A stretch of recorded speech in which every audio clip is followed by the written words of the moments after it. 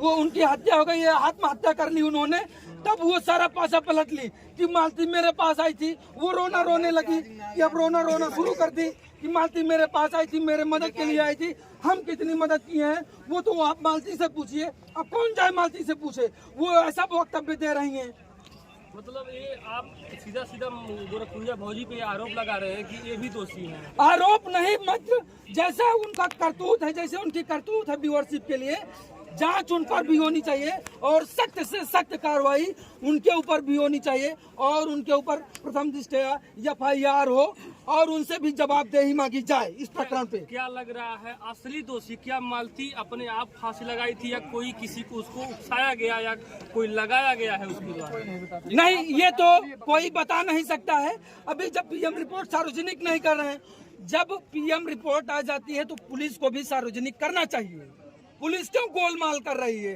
क्यों डॉक्टर साहब नहीं बता पा रहे हैं? क्यों पिता, जो एक निर्दोष पिता वहां पर बैठा हुआ है, अंतिम मुखाग्नि की ओर है, बच्चा तड़प रहा है माँ को देखने के लिए। अब एक छोटा साधना सा बच्चा, सोचिए उसके दिल पर क्या बीत रही होगी, उसके पिता के दिल पर क्या बीत रही होगी।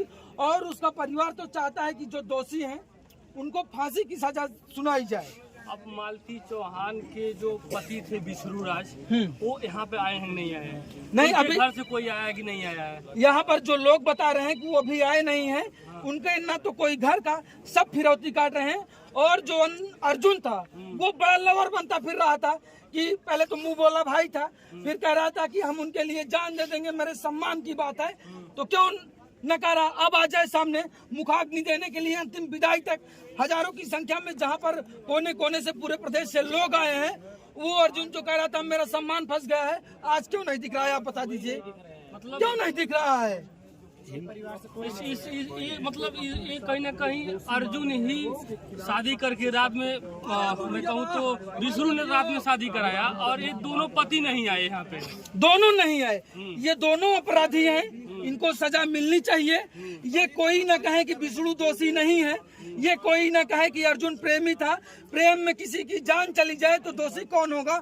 हम होंगे, आप होंगे दोषी, क्योंकि इन दोनों ने चालसाजी की चंद व्यूअरशिप के लिए। और आज मालती को हाथ धोना पड़ा अपनी जिंदगी से, और एक बच्चे को अपनी माँ से, एक पिता को अपनी पुत्र से। बहुत बड़ा आरोप ये लगाए हैं, जब एक तरफ गोरखपुरिया समझौता करा के इन लोगों को भेज देती है घर, फिर गोरखपुरिया भौजी क्या मतलब ऐसा होता है कि विष्णु राज की तरफ आ जाती है? वही तो बता रहे हैं, इनका ना तो आप चाल चरित्र समझ पाएंगे, ना तो दोहरा चरित्र। इसी को तो कहते हैं मित्र, दोहरा चरित्र। और किसको कहते हैं आप बताइए?